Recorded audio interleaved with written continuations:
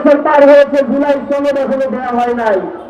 জুলাই সনদে কি হচ্ছে না হচ্ছে তাও আমাদের জানার সুযোগ হয় নাই। জেগেই যখন উঠেছে বন্ধু, খালি হাতে ফিরিও না, এখনই সময় নতুন বাংলাদেশে করার।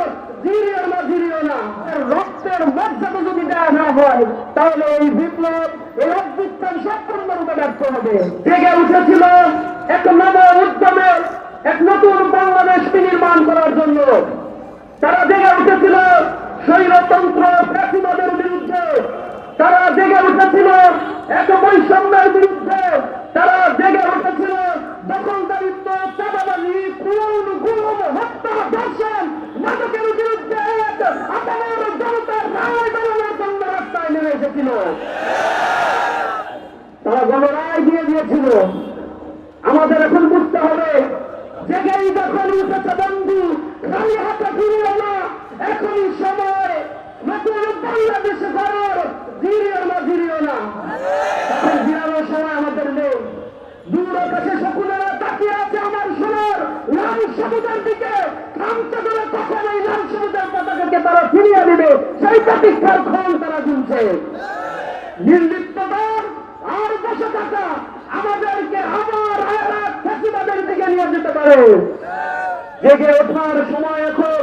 নতুন উদ্যমের বাংলাদেশকে বিনির্মাণ করার জন্য প্রতিটি মানুষের কর্ম প্রহরে নতুন বাংলাদেশের এই উচ্চমূল শক্তিকে জাগিয়ে তোলার প্রয়াস আমাদেরকেই নিতে হবে। সংগ্রামী বন্ধুগণ, আমরা একটি বছর পার করেছি।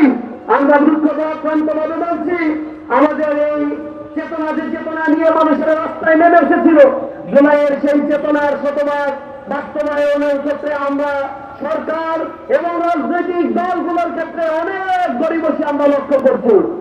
আমরা দেখেছি একটি বছর পার হয়েছে, জুলাই সনদ এখনো দেওয়া হয় নাই।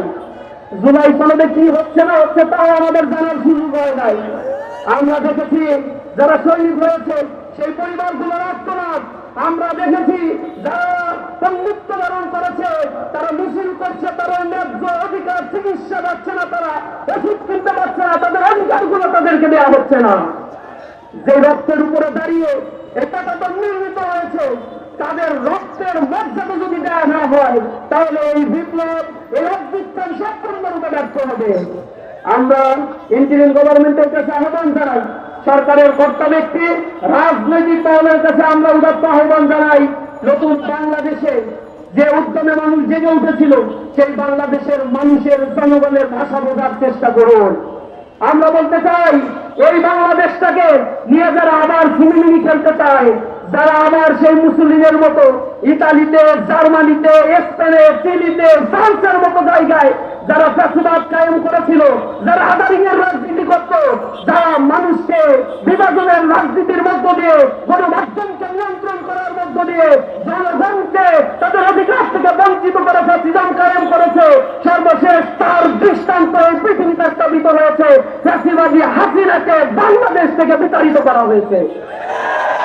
আপনার এসির গ্যাসের সমাধান হলো SGS ও CNS সার্টিফাইড ফোরন রেফ্রিজারেন্ট গ্যাস, যার বিশুদ্ধতা 99.98%।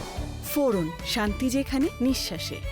সুতরাং পুরাতন বন্দোবস্তের চিন্তা যদি কেউ করে আর পুরাতন রাজনীতির জাকাতলে যদি নিজেদেরকে আবার তিষ্ঠা করার বন্দোবস্ত করতে চান তাহলে তাদের পরিণতি ঠিক তেমনি হবে যেমনি পূর্বতনের ইতিহাস রচনা করেছে এই পৃথিবীর জনগণ।